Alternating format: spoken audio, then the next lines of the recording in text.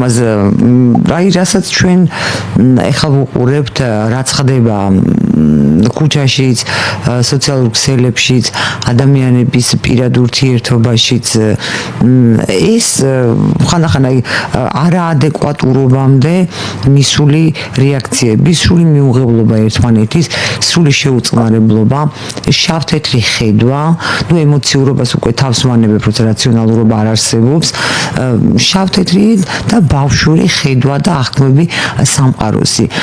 ეს რით არის გამოწვეული, რა სტრესებით არის გამოწვეული, იმიტომ რომ თქვა დამოუკიდებლობის შემდეგ ჩვენ ვერ შევძელით რომ თავად აგვეღო პასუხისმგებლობა ჩვენ ცხოვრებაზე, ჩვენ ცხოვრების მოწყობაზე. თუ სულ რატომ ვეძებთ ვიღაცებს, ვინც იქნება ძლიერი, ის ძლიერი დაამარცხებს შემდეგ მეორე ძლიერს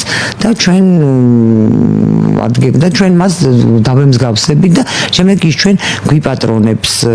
აი ეს გაუგებარია, რომ აი ეს რატო, ანუ ეს ისევ იმის გამოა, თუ აი სულ უმცროსი ძმის კომპლექსი რო გქონდა და სულ ვეძებთ უფროს ძმებს.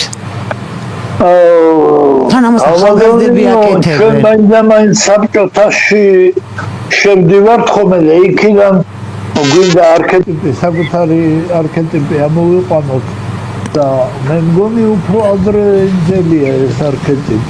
დიახ. კერძოდ ფეოდალური ქვეყანა მეფე რასაც გვეტყოდა, იმას ვაკეთებდი.